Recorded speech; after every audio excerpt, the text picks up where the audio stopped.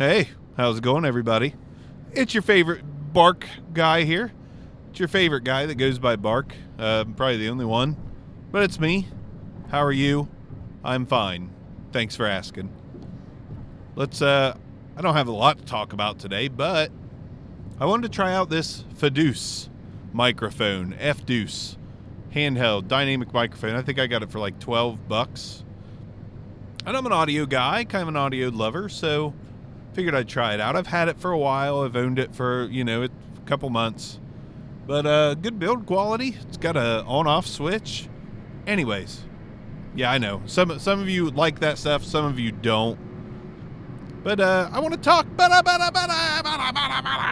Kind of want to talk about the submarine. That's like one of those stories that you don't really encounter very often. Is the submarine stories. Like little tiny submarine takes the billionaire and people to see the Titanic, and they can't find it, which is very odd because sonar and all that good stuff. But I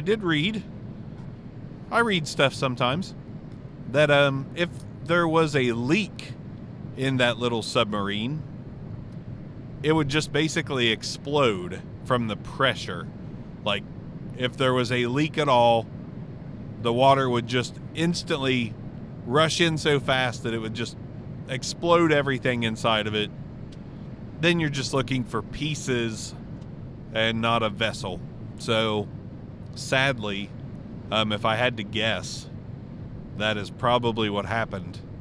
And that is extremely, extremely sad, because there's a lot of ways that I can think of that would be terrible to go.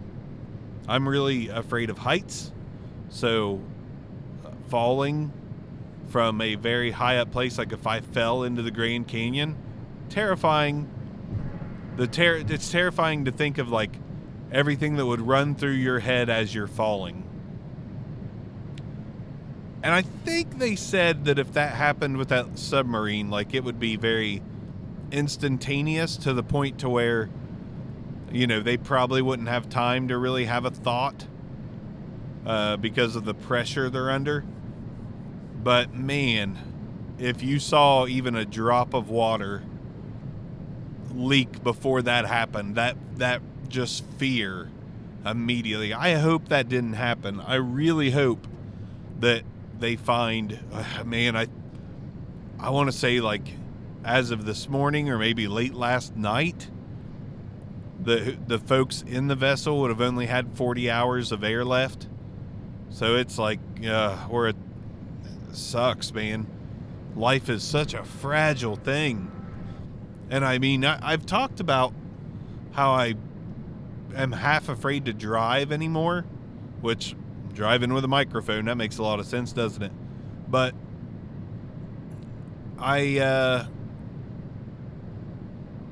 I think those fears are valid sometimes. Like, would I ever go on an expedition to go see the remains of the Titanic? No, I would not. Not a chance, man. Like, if I'm terrified of heights, I am surely terrified of depths. So, not only Johnny Depp, but depths. We'll see how this microphone handles sibilants. Snake sounds, S's, all that good stuff. But yeah, it's something else, man. Something else that happened.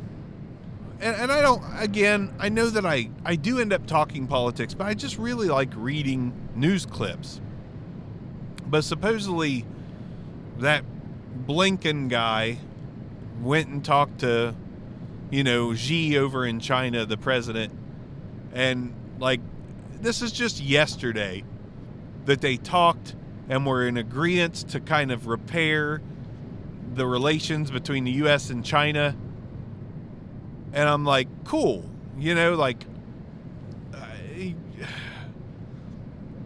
I know that there's a lot of injustice that happens in the world, but you can't, as a country, take on every country with injustice.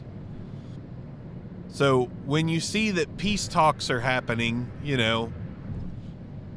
trying to repair relationships, it gives you just a little breath, because There's only so much you can do about the things you don't agree with.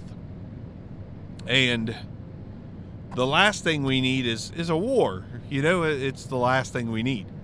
And then today, since I've talked so much hate about Trump, which hate the motherfucker, to be real here, I also am just blown away by, like, yesterday, we're in agreement to try to settle some of our differences with China.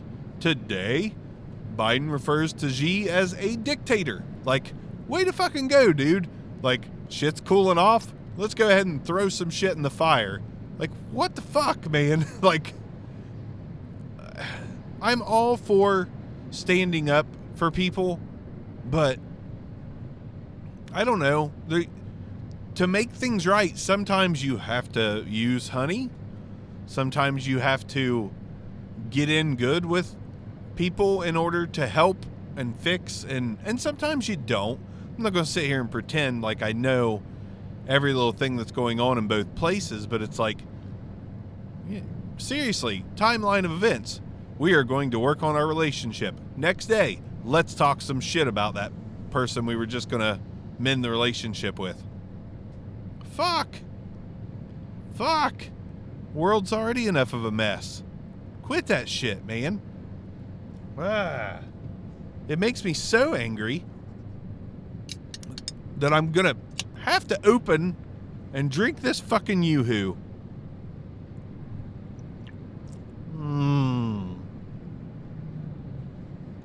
Yoo-hoo. I don't know why, but when I was in Sam's Club the other day, they had fucking massive amounts of Yoo-hoo for what was essentially a pretty cheap price. I was like, I like Yoo-hoo. Yoo-hoo's delicious. So I bought a big old fucking monster pack of Yoo-hoo, and I've had it for months. And I rarely ever drink it. You know why? One, because a 12-ounce can doesn't do a lot for me these days because I've gotten myself so used to 16-ounce cans of liquid. And two, it's not really that fucking good. It's okay. It's okay. But at the end of the day, it is essentially like mixing water with Nesquik. Not that great. It's okay. Definitely would rather have chocolate milk. The coating you get from the Yoo-hoo, not quite worth the experience. It's just not. So, another little thing, just because I enjoy watching clips of stuff on YouTube and social media and all that good stuff, I don't have real people on social media. It's basically just like events that are happening around the world, such as America's Got Talent, which I don't watch, but where I do watch the ones that look interesting, the algorithm is beating me down with it lately. And there's a guy, I can't remember his name, but he's a music teacher. Let me know if you've seen this one. A music teacher, I believe here in the States, but he's from overseas in the UK. And he's 59 years old. And God, I can't remember his name. It's like John Wisen or something. I don't know. But like, he goes on America's Got Talent, and he's a very tame looking 59-year-old man. Just looks sweet as he can be, sounds sweet as he can be. And I sure love America's Got Talent and stuff like that for the reason that someone will walk up on stage, your expectations are unknown because you just, you always, for an instance, judge a book by its cover, but not in any way other than, oh, look, that he looks like a really sweet man. And that sweet man grabs a guitar and fucking melts our faces off. It was just really cool. Like, of course, again, looks don't have anything to do with anything. Marty Friedman, any of you Megadeth fans out there? Marty Friedman is a very cuddly, adorable looking fella. And he can shred, He don't even like metal anymore. But this guy absolutely rocked it. It was so good. Like, so good. And I love those moments, and he had his moment and like, all of his, I assume he's self-taught. He had his own kind of style, but for all that he's went through, Rumble, all that he's went through to become a great guitar player, like for him to have a moment where those thousands of people were cheering for him, that's so good. Makes you feel so good. Tell you what else feels so good. I'm late on this one by a few days, but Juneteenth was a couple days ago, and I'm going to go on one of those rants again. Juneteenth was a couple days ago, and my son, who will be 10 next month, asked me and my wife to sit down with him and watch an episode of the newest version of the Proud Family, which is, oh God, I don't even remember what it's on now. It's on one of the streaming services. And so we watched an episode of the Proud Family, and it was about Juneteenth. And it was awesome. And I was very proud because my son, like, we try to talk to him about what's going on in the world. You know, we preach love above everything else. Like, you know, you run into a living, breathing human, you know, your first instinct should be to care for them. And, you know, I feel like we've gotten through to him especially because he's very into it. Like, he's very into learning about different cultures, understanding society. And anyone who thinks that that's wrong is, again, we go back to fear. The whole critical race theory about, like, oh, we're just teaching everybody that white people are terrible. White people were terrible. And a lot of people of all races, nationalities, and cultures are bad people. Like, but it's that fear of having someone look down upon you for the first time, for the first fucking time. Like, that's why people want to stop critical race theory, because they don't want to look like the bad guy, like, and be looked down upon. But every other race and culture is looked down upon by white society at some time or another. And that doesn't mean that blame extrapolates to everyone. It just needs to be known. You can't go forward unless you look back. So to stop us from looking back is keeping us from going forward. But I'll never understand that. Like, and I've heard some grumblings, like people talking about the holiday that is Juneteenth. Like, motherfuckers, we got Columbus Day. That shouldn't be a holiday. Are you kidding me? That's a bullshit holiday. Bullshit holiday. Ask anybody with fucking any bit of sense to them about that holiday, and they'll tell you it's a bullshit holiday. Juneteenth, that's some real shit. And I was very proud of my son for, like, watching that episode, recognizing what happens in that episode, and then wanting us to experience that episode with him. Thought it was really cool. It was just a really cool moment. Proud moments. Like, if teachings can make your children love more and understand to love more, how the fuck is that wrong? How the fuck is that wrong? And people say, like, you're forcing this on them, forcing this on them, forcing that on them. Algebra was forced on me. I didn't want that shit on me. I made the decision not to take it anymore. So anything that is forced on you, like, at some point you can make the decision to be done with it. As I was growing up, a lot of family that were not great people were forced on me.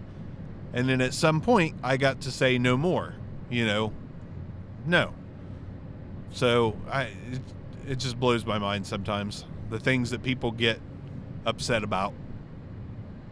The upset about teachings of injustices from the past is so much more snowflakey than being upset about injustices. Fuck. I dive here a lot. It happens. But man, that's the world we live in. We live in a world where, you know, there's change is attempting to be made. Make no mistake about it. The reason those changes are reason people are trying to make those changes is because as we go further in time away from those injustices, the less people understand them.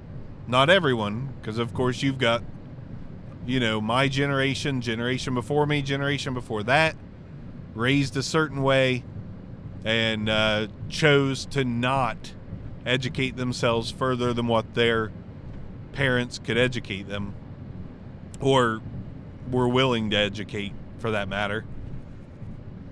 But the longer we stray away from those days, the more faded it becomes. So it's not like we, as in people that are trying to point out injustice and trying to make the world a little bit of a better place. It's not about anything more than that shit was in the past. We live in a different world now. Like, we've got so much more love for each other. And I believe that. I believe that as a whole, you have an absolute ton more people with love for other humans than there used to be. And some people can't handle that because it means that their kind is getting less love. That's what it all boils down to. And it's the fear of less love and less recognition and less superiority that just fucks it all up. You fuck it up for everyone. You superior, elitist assholes. Motherfuckers. Why you gotta ruin it? Why you gotta ruin it? Anyways, I'll get off that topic. Go for a few more minutes here. How's the F deuce sounding? Is it dropping a big deuce, or is it, tasty like chocolate? Tasty like chocolate. Who's listened to King Gizzard and the Lizard Wizard? That is one of those bands I really have not been able to get into. I haven't really tried that hard. I just realized I'm probably fucking my neck up by trying to sit the way I'm sitting. And now my mic is a little... No, it's fine. Anyways, I'm going to be sitting like this. It's going to be weird for a bit. You're going to see my second chin a lot. King Gizzard and the Lizard Wizard. One of those bands that... see, now it's... I'm not peaking like I was before. Anyways, that band does a lot of weird shit. A lot of weird shit. They change their styles. Like, album to album, they'll do different things. Sorry about this. They'll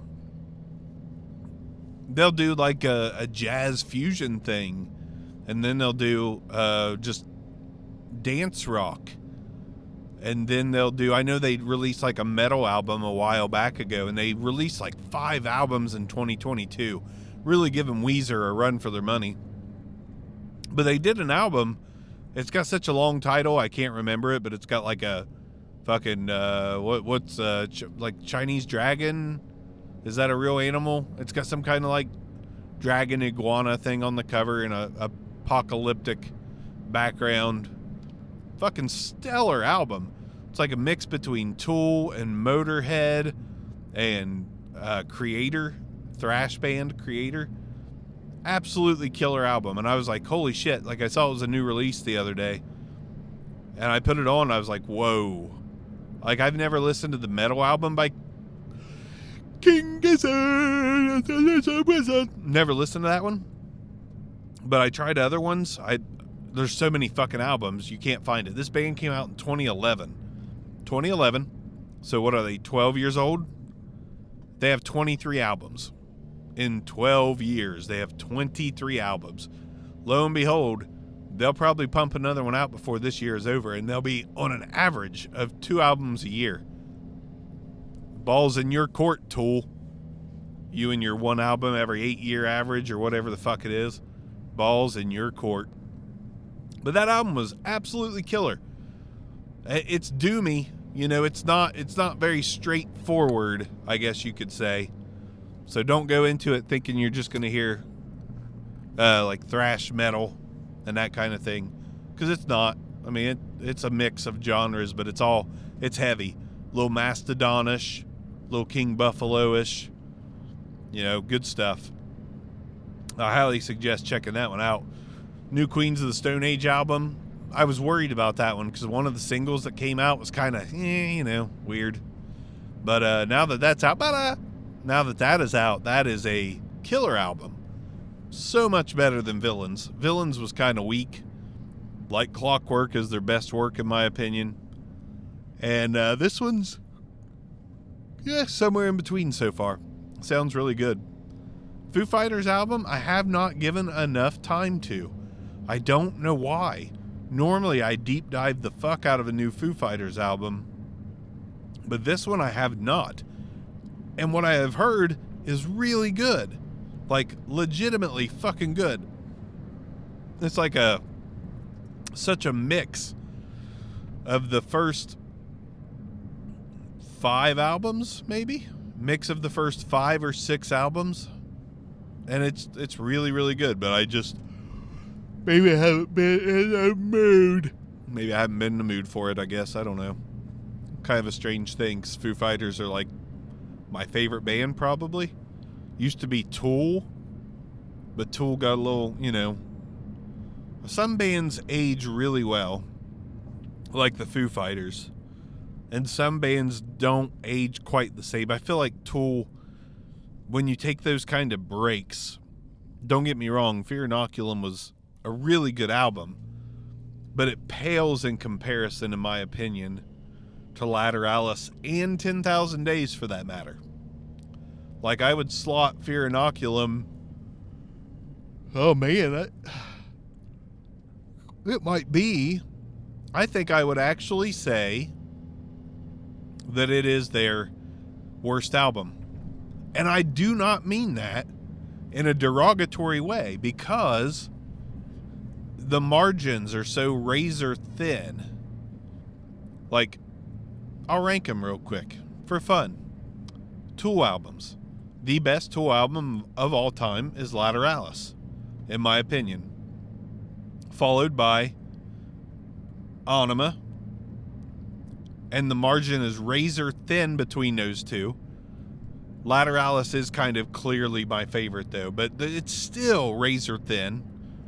And then 10,000 Days behind Anima at the number 3 slot. Again, razor thin. Razor thin. And then Undertow, which I love. I could almost listen to that right now after I said I'm kind of burnt out on Tool. Sober, I can't listen to that anymore. That song is like, oh God, it was played so much when I was young. But the rest of that album is fucking great. See what I mean by razor thin margins? And then Fear Inoculum, right below Undertow, with a razor thin margin. Because I mean, Fear Inoculum, when it came out, we waited 13 years for that son of a bitch to drop. And it stayed in my CD player, because I had a CD player at the time, way back in 2019, when that album dropped. 4 years already, for God's sakes. But when that album dropped, I listened to it just like any other Tool album, on repeat for long stretches at a time, and I was very satisfied with it as a release. Now, it definitely faded faster than any Tool album for me. 10,000 Days stayed in my CD player a lot longer. Lateralis stayed in my CD player for like a year without me removing it. No shit. Doesn't mean I listened to it every time. I had a USB port for MP3s. But that disc stayed in there for that long. And same thing with 10,000 Days, Undertow, whole 9 yards. Opiate, I'm leaving out a little bit. It's an EP. It's good. It's always going to be last. It just is. And it's still great. Still love it. But it's always going to be last. But, yeah, that's the razor thin margin. But Fear Inoculum, whereas Lateralis and 10,000 Days, which had some, like the tempos and the sound changes, they switched up a lot. And so does Fear Inoculum. But Fear Inoculum sometimes will chug on with the same chugging riff and similar drum beat a little longer than any album they've done prior to it. So it was like a little less tempo changey, but those tempo changes were chef's kiss. When they did happen, they were great. Really, really good. So it's like, no disappointment with that album. We're talking 13 years later. And that was 13 years after 10,000 Days, which some people thought was a bit of a letdown. I thought it was great. That was a fucking great album. And Fear Inoculum, pretty great in its own right, just not quite the same. I'm home. I'll quit boring you about Tool and all of the likes. Maybe I'll just do some album rankings on this. Maybe In the Car with Bark will be part album rankings when I get talking about music and shit. Tool, Injustices, and Bouncing Microphones.